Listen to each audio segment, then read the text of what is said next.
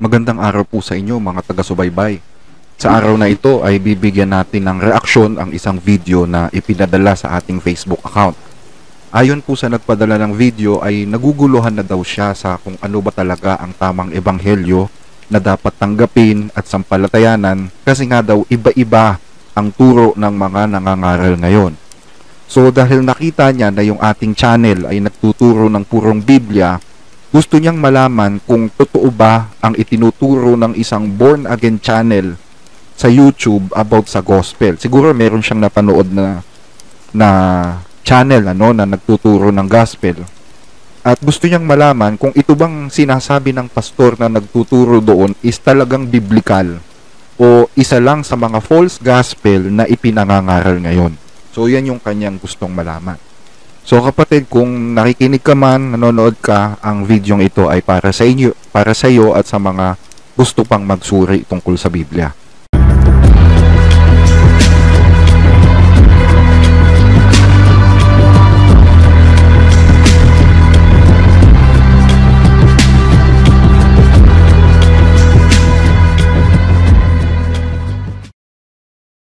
Okay, paano ba maging perpekto sa mata ng Diyos? Alam nyo, tatapatin ko na kayo, no? Wala tayong kakayanan maging perpekto sa harapan ng Diyos sa pamamagitan ng ating performance. Dahil lahat po tayo ay makasalanan. Dahil sa bagsak na kalagayan natin bilang taong makasalanan, wala tayong kakayanan na mabigyan ng kaluguran ang Diyos. Yan po ang masakit na katotohanan. Kaya tayo ay nakakagawa ng kasalanan dahil ito ay resulta lamang ng ginawa ni Adan. Kaya po, you are already a sinner bago ka pa nakakagawa ng kasalanan. Kaya wala kang kakayanan mapasaya ang Diyos dahil sa iyong kabaitan, kabutihan at performance mo bilang Christian. Talaga ba? Totoo ba yun na wala tayong kakayahang magbigay lugod sa Diyos kung Christian tayo? Tingnan nga natin kung yun yung sinasabi sa Bible. Dito sa Hebrews chapter 13 verse 16. At huwag nating kaligtaan ang paggawa ng mabuti at ang pagtulong sa iba sapagkat iyan ang haing kinalulugdan ng Diyos. Aba, pwede pala, no? Pwede ka palang magbigay lugod sa Diyos eh. Paano? Sa paggawa ng mabuti sa kapwa at pagtulong sa iba. Talaga ba na pwede kang magbigay ng lugod sa Diyos kung gagawa ka ng kabutihan sa iba? Eto pa, sa Colossians chapter 1 verse 10, upang kayo'y magsilakad ng nararapat sa Panginoon sa buong ikalulugod niya at magsipamunga sa bawat gawang mabuti at magsilago sa kaalaman ng Diyos. So pwede pala, no? Pwede ka talagang magbigay lugod sa Diyos. So hindi totoo na pag Christian ka, hindi ka makakapagpalugod sa Diyos, no? Hindi po yun ang nasa Biblia, kapatid. So kahit anong gawin mo, no, basahan pa rin yan sa mata ng Diyos. Ang sabi sa Isaiah chapter 64 verse 6, unang bahagi, sabi dyan, lahat tayo ay naging marumi sa harapan ng Diyos. Ang mabubuting gawa natin ay maruruming basahan ang katulad. So kahit anong bait mo, kahit anong galing mo, kahit masunod mo pa ang lahat ng utos sa Biblia, basahan pa rin yan sa mata ng Diyos. O ayan, binasa ni Pastor yung Isaiah 64:6 na ang sabi daw doon, lahat daw ng mabubuting gawa natin ay basahang marumi sa Diyos. Yung ba talaga nakasulat doon? Mabuti pa tayo bumasa. Dito sa Isaiah chapter 64 verse 6, ganito po ang nakasulat, sapagkat kaming lahat ay naging parang marumi, at ang lahat naming katwiran ay naging parang basahang marumi, at nalalantang gaya ng dahon kaming lahat, at tinatangay kami ng aming mga kasamaan na parang hangin. So wala palang nakalagay dyan na ang mabubuting gawa natin maruruming basahan. Ang nakalagay dyan, kaming lahat ay naging parang marumi. Tinatangay kami ng aming mga kasamaan. So kaya pala sila naging maruming basahan sa mata ng Diyos, kasi tinatangay sila ng kanilang kasamaan. Meaning, nagpapadala sila sa kanilang kasamaan. Hindi pala sila gumagawa ng mabuti. Ang ginagawa nila kasamaan. Yung kanilang katwiran, yung mga dahilan nila para i-justify yung kanilang mga ginagawang kasamaan, yun ang nagiging parang maruming basahan sa Diyos. Yung mga justification nila dun sa kanilang mga pinagagagawa.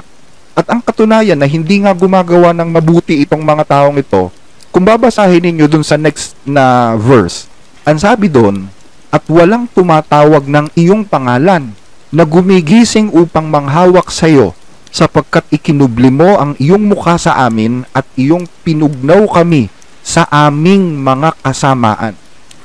So, ibig sabihin, mali pala si pastor. Hindi pala mabubuting gawaan tinutukoy dito na maruming basahan eh.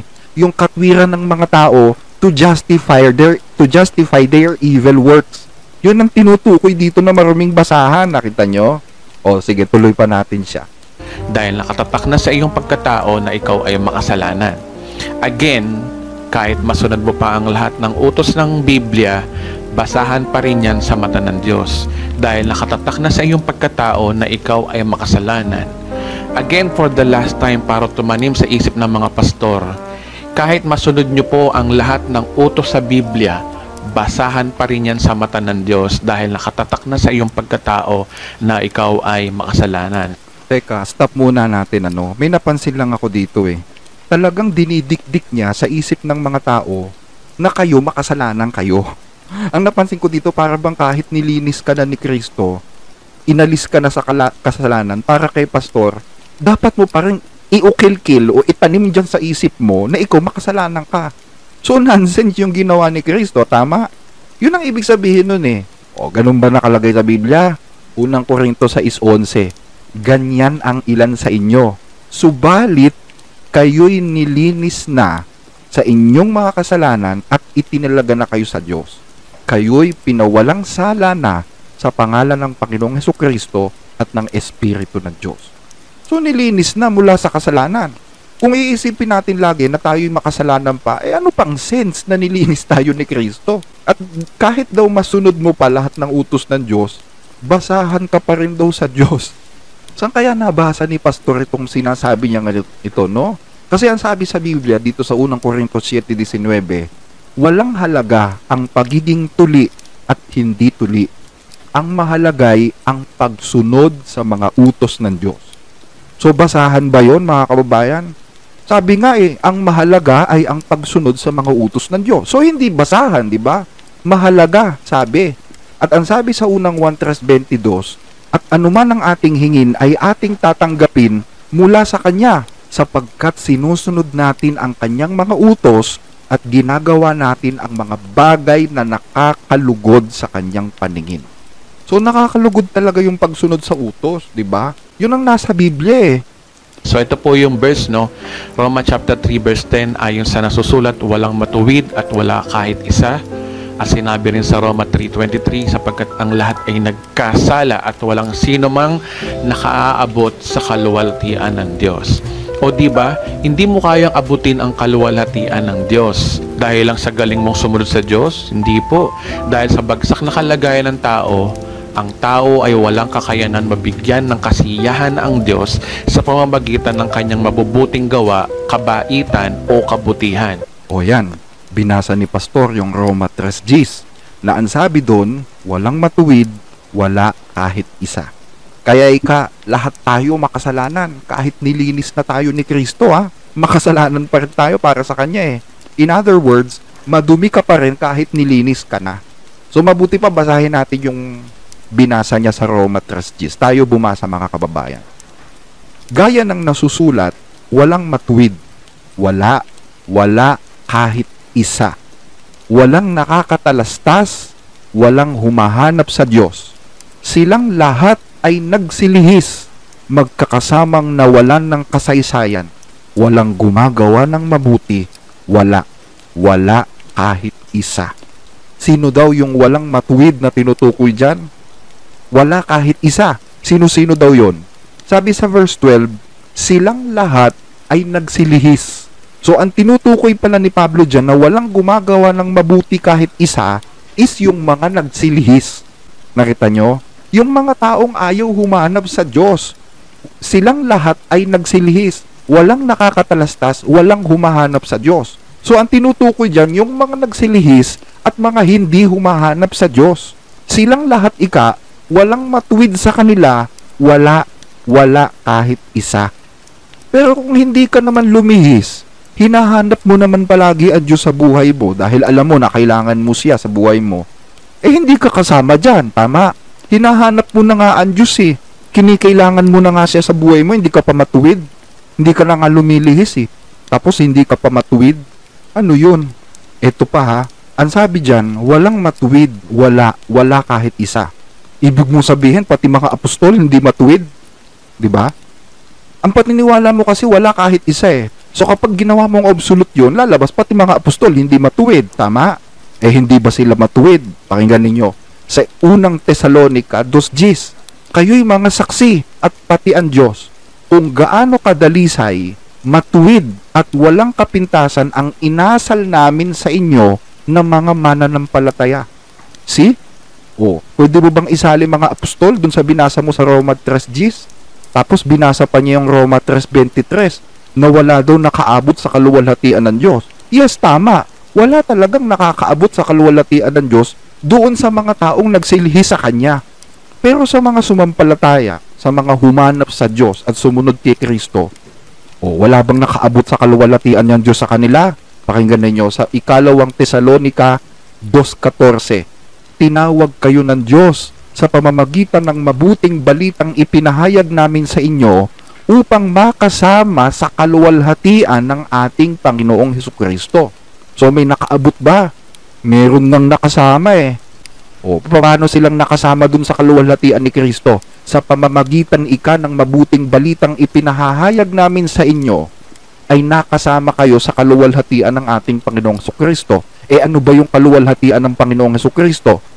Hebreo 1:2, nagsalita sa atin sa mga huling araw na ito sa pamamagitan ng kanyang anak, na siyang itinalagang tagapagmana ng lahat ng mga bagay, na sa pamamagitan niya'y ginawa ang sanglibutan.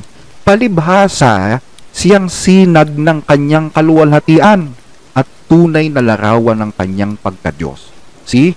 So yung kaluwalhatian ni Kristo, yun ang kaluwalhatian ng Diyos o ng Ama. Pag nakasama ka doon, naabot mo yung kaluwalhatian ng Diyos. Diba? So wala bang nakaabot sa kaluwalhatian ng Diyos? Meron. Pero kung hindi ka humahanap sa Diyos, kung lumilihis ka sa Diyos, hindi ka talaga makakaabot. Walang matuwid sa inyo kahit isa. Ganun yan mga kababayan. Pero ito ang good news. Para maging perpekto ka sa mata ng Diyos, manampalataya ka lamang sa tinapos na gawa ni Kristo sa krus ng Kalbaryo, ikaw ay magiging perpekto na sa mata ng Diyos. Ito lang ho ang tangi at nag-iisang paraan para ikaw maging banal sa harapan ng Diyos. Teka stop muna tayo. Napansin nyo ba yung sinabi niya? Ang sabi niya, wala daw ibang paraan para maging banal sa Diyos kundi ang sumampalataya ka lang. Sumampalataya lang, pananampalataya lang. Yun lang ang tanging requirements para maging banal sa Diyos. Pero actually, wala nun sa Biblia. Walang nakalagay sa Biblia na para ka maging banal, sumampalataya ka lang. Wala nun. Ang mga demonyo nga, sumasampalataya nanginginig pa. Ito sa Santiago 2:19. Ikaw ay sumasampalataya na ang Diyos ay isa. Mabuti ang iyong ginagawa. Ang mga demonyo man ay nagsisisampalataya at nagsisipanginig. Nakita nyo? Mga demonyo, pati sila sumasampalataya. Pero ang tanong, naging banal ba sila? Hindi. So meaning, hindi ang pananampalataya lang ang paraan para maging banal.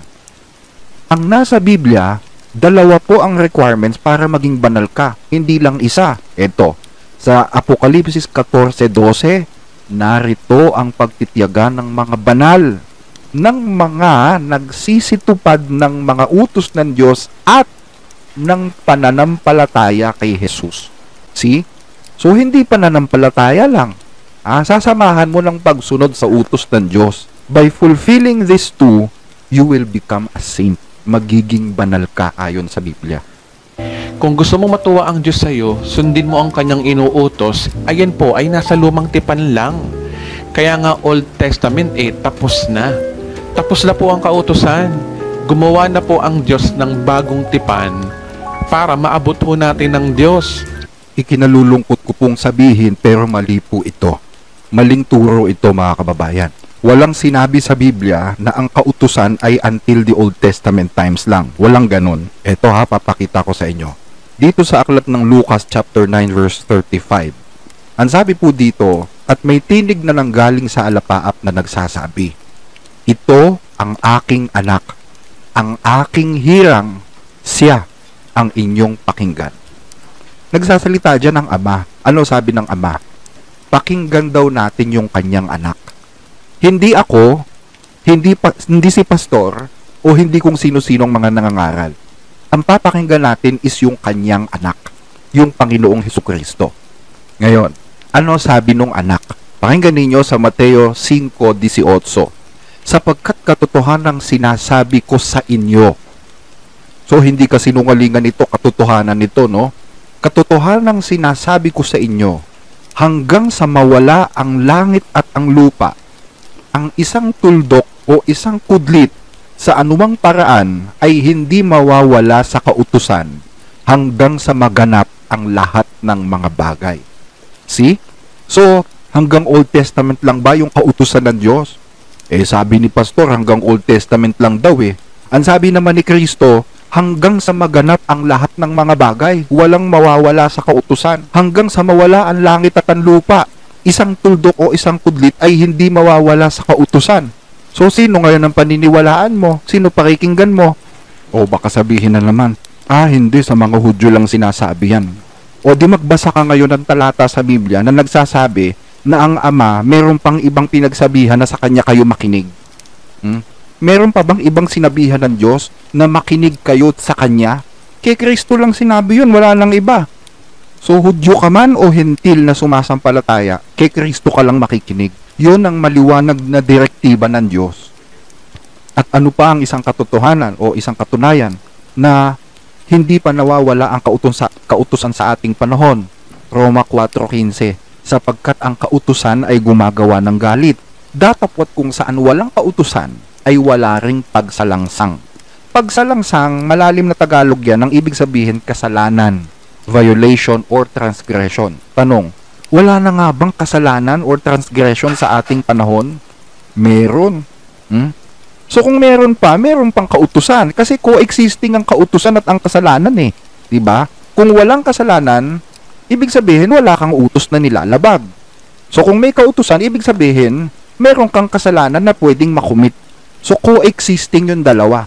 So, yan ang katunayan na hindi nawawala yung kautusan hanggang sa ating panahon kasi meron pang kasalanan. Nakuha nyo, mga kababayan? Hindi naman mahirap na maintindihan yun eh.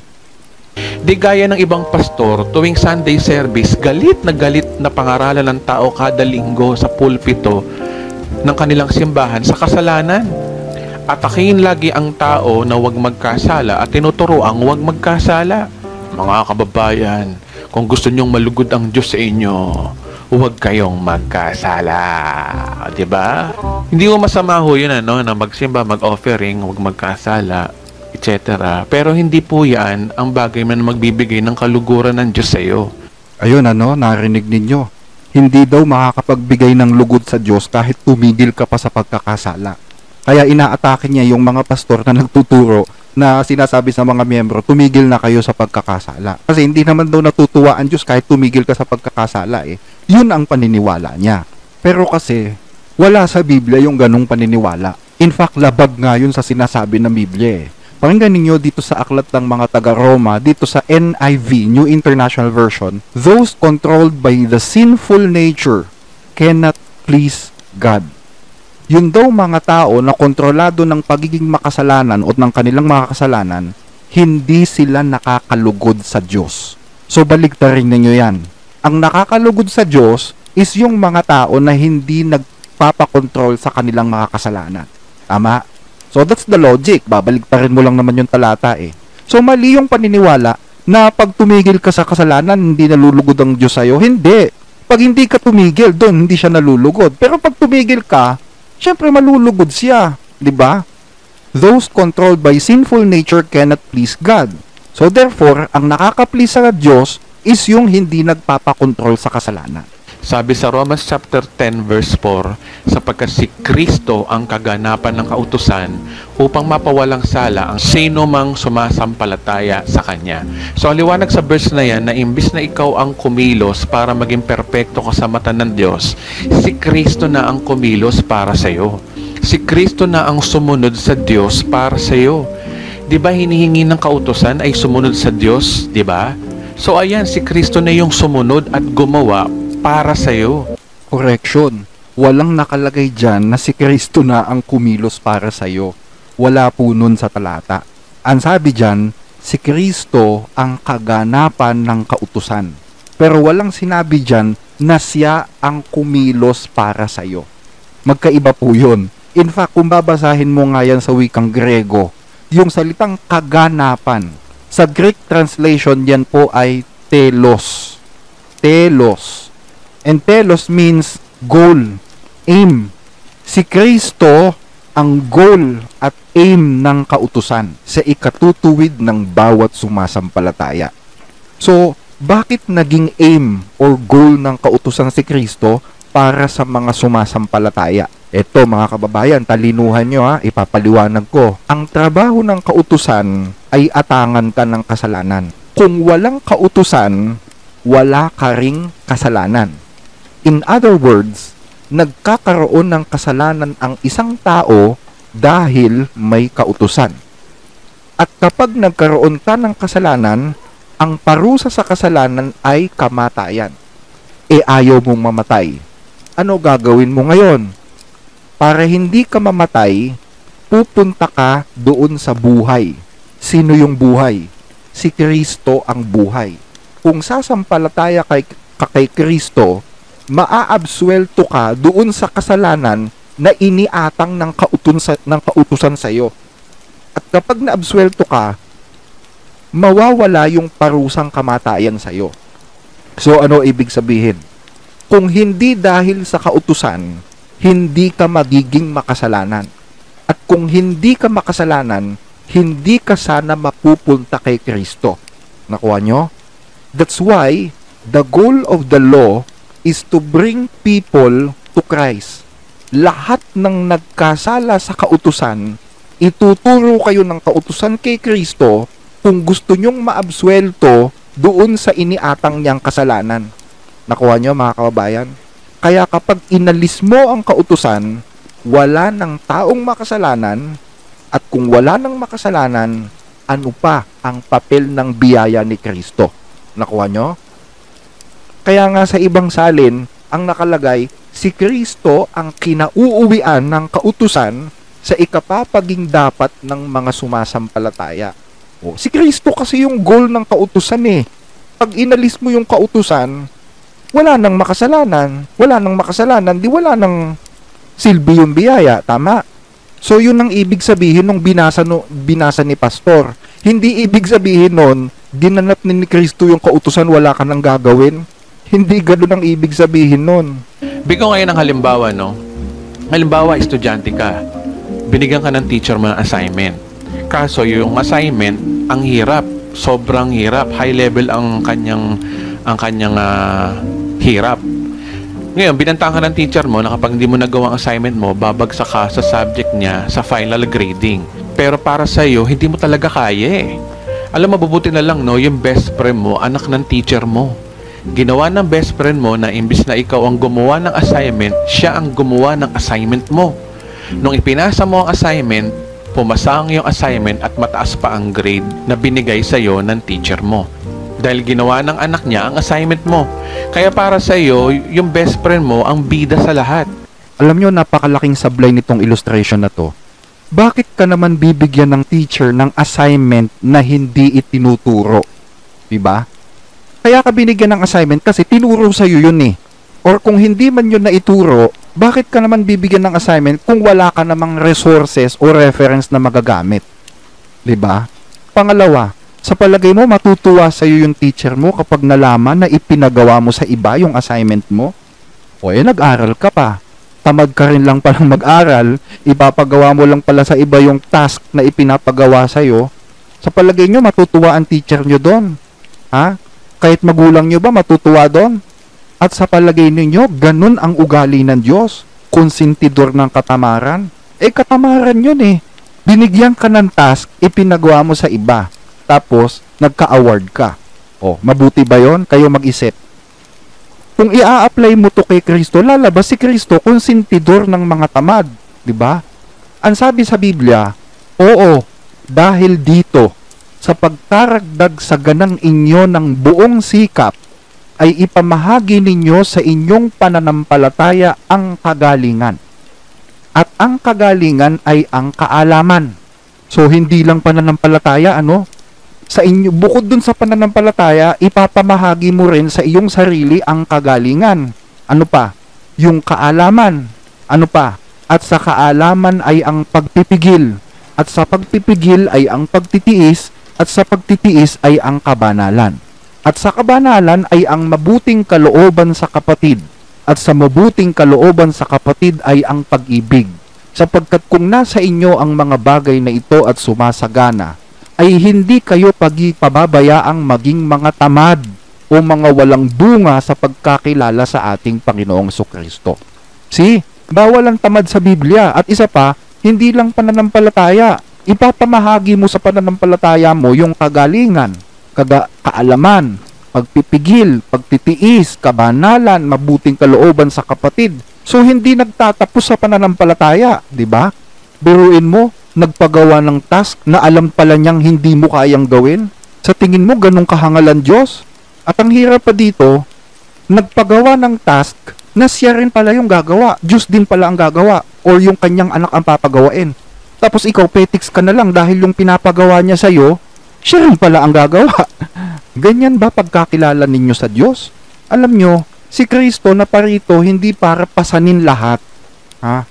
Naparito siya para tulungan ka, tutulungan ka lang niya, hindi yung ipapasan mo lahat sa kanya. O, pakinggan ninyo Mateo 16:24. Nang magtatay sinabi ni Jesus sa kanyang mga alagad, kung ang sino mang tao'y ibig sumunod sa akin, ay tumanggi sa kanyang sarili, at pasanin ang kanyang krus, at sumunod sa akin. See? Hindi sinabi dyan na ipasan sa akin pati yung kanyang krus. Magpapasan ka rin ng krus mo at susunod ka kay Kristo. Ang sabi ng Apostol Pedro, maipagmamapuri ba kung kayo ay nagtitiis ng hirap ng pambubugbog dahil sa paggawa ng kasalanan?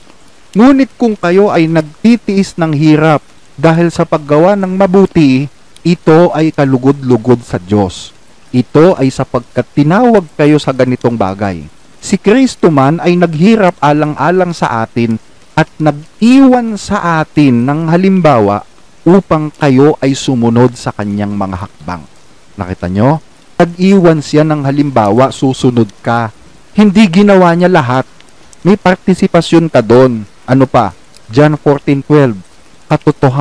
Katotohanan sinasabi ko sa inyo, ang sa akin ay sumasampalataya, ay gagawin din naman niya ang magagawang aking ginagawa. At lalong dakilang mga gawa kaysa rito ang gagawin niya, sapagkat ako'y paroroon sa Ama.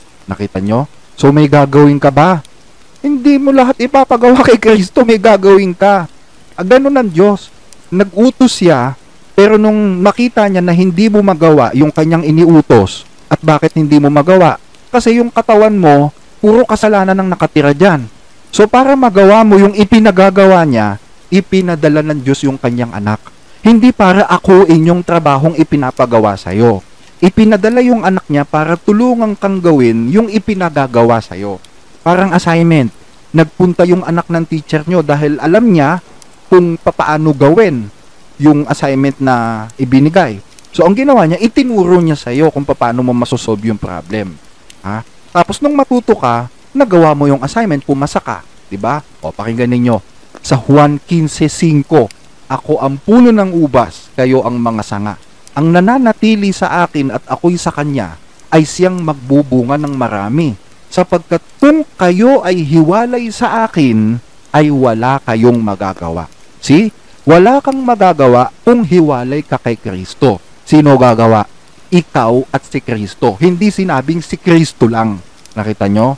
Hindi sinabi ni Kristo, kung kayo'y hiwalay sa akin, okay lang dahil wala kayong gagawin. Ganun ba? Ang sabi niya, ang nananatili sa akin at ako'y sa kanya, siya'y magbubunga ng marami. Kung kayo'y hiwalay sa akin, wala kayong magagawa. So gagawa ka. At para may magawa ka, dapat kasama mo si Kristo. Dahil kung hindi mo siya kasama, wala kang magagawa. Nakuha nyo ba yun, mga kababayan? Kaya, ang tunay na ebanghelyo, lagi mong kasama si Kristo. May parte siya, may parte ka din. Wala kang mababasa sa Biblia na ang tao ay walang parte sa kanyang kaligtasan. So tingnan niyo itong illustration na ito, no?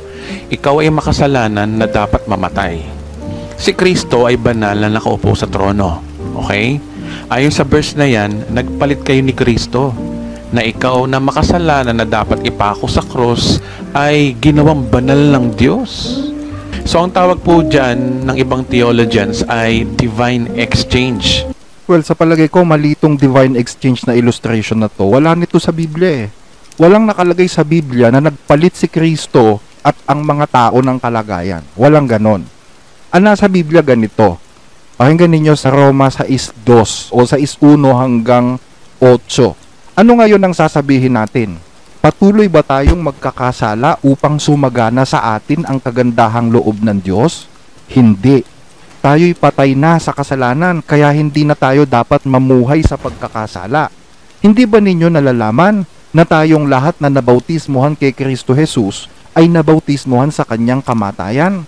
Sa makatwid, tayo'y namatay at nalibing na kasama niya sa pamamagitan ng bautismo upang kung papaanong binuhay na muli si Kristo sa pamamagitan ng dakilang kapangyarihan ng Ama, tayo naman ay mabuhay sa isang bagong pamumuhay. Sapagkat kung nakaisa tayo ni Kristo sa isang kamatayang tulad ng kanyang kamatayan, tiyak na makakaisa niya tayo sa isang muling pagkabuhay tulad ng kanyang pagkabuhay. Alam natin na ang dati nating pagkatao ay ipinakong kasama niya upang mamatay ang makasalanang katawan at nang hindi na tayo maalipin pa ng kasalanan, sapagkat ang namatay na ay pinalaya na mula sa kapangyarihan ng kasalanan. Ngunit ngayoy naniniwalang mabubuhay tayong kasama ni Kristo kung namatay tayong kasama niya. Napansin nyo mga kababayan, ang laging sinasabi, laging kasama niya eh. Lagi nating kasama si Kristo. Hindi namatay si Kristong mag-isa. Namatay din tayong kasama niya spiritually. Kaya nung siya'y mabuhay, nabuhay din tayong kasama niya. Hindi sinabi dyan na nagpalit tayo ng sitwasyon. Nakuha nyo? O, kasama tayong namatay nung namatay siya. So, mali itong ilustrasyon na ito. Hindi magkahiwalay, hindi nagpalit. In fact, namatay tayo sa krus na kasama niya. At mabubuhay din tayo sa isang panibagong buhay na kasama niya. Nakuha nyo mga kababayan? So, hindi nagpalit. Wala nun sa Biblia. Hindi nila matanggap na ang kabanalan ay hindi na base sa pagsunod sa Diyos, kundi sa pananalig na lamang. Masa Bible ba yan, Edwin? Basa. Filipos 3:9. Ang aking pagiging matuwid ay hindi sa pamamagitan ng pagsunod sa kautusan. O diba, linaw? Kundi sa panananalig kay Kristo. Ang pagiging matuwid ko ngayon buwat sa Diyos sa pamamagitan ng pananampalataya. So, linaw-linaw, no, bakit bulag na bulag yung ibang pastor na ang kabanalan ay hindi pagsunod sa utos ng Diyos, kundi sa pananalig na lang kay Kristo. Ang sabi po dyan, ang pagiging matuwid ko ngayoy buhat sa Diyos sa pamamagitan ng pananampalataya. Ano bang pananampalataya yung itinuturo dyan? Siyempre, yung pananampalataya ni Jesus, di ba? So, ano ba yung pananampalataya ni Jesus na yun ang gagamitin mo para maging banal ka? Basa, John 14:12. Katotohanan sinasabi ko sa inyo, ang sa akin ay sumasampalataya ay gagawin din naman niya ang mga gawang aking ginagawa. So, this is the real faith, the genuine faith. Yan po yung faith na itinuturo dyan sa binasa ni Pastor Edwin. In fact, kung itutuloy nga natin ang basa yan sa verse 10, ang tanging hangarin ko ngayon ay lubusang makilala si Kristo, maranasan ang kapangyarihan ng kanyang pagkabuhay na mag-uli, makihati sa kanyang mga hirap, at matulad sa kanya, pati sa kanyang kamatayan, sa pag-asang ako may muling bubuhayin. Hindi sa nakamtan ko ng mga bagay na ito, hindi rin sa ako'y ganap na, ngunit sinisikap kong maisakatuparan. So may gagawin, di ba? Ngunit sinisikap kong maisakatuparan ang layunin ni Kristo Jesus nang tawagin niya ako. Nakita nyo? So, hindi ba kailangan ng kautusan? Kung ang faith mo ay nasa kautusan tulad ng mga Hudyo, yung faith nila nasa kautusan kung anong magagawa ng kautusan sa kanila, Well, walang bearing yon para maging banal ka. Pero kung ang pagsunod mo sa utos ay dahil sinusunod mo yung hakbang ni Kristo, nandun ang kabanalan. Christ followed the law. So if you are doing the deeds of the law dahil gusto mong gayahin si Jesus, nandoon ang kabanalan. O, pakinggan ninyo. Ulitin natin yung binasa ni Pastor. Hindi ko nahangad na maging matuwid sa pamamagitan ng kautusan, kundi sa pananalig kay Kristo. Ang pagiging matuwid ko ngayon ay kaloob ng Diyos batay sa pananampalataya. Ang tanging hangarin ko ay lubos na makilala si Kristo, maranasan ang kapangyarihan ng kanyang pagkabuhay na maguli, makihati sa kanyang mga hirap at matulad sa kanya. Nakita nyo? So ito, pananampalatayang hindi hanggang bunganga lang. Ito'y pananampalatayang may pagsunod sa halimbawang ibinigay o ipinakita ni Kristo.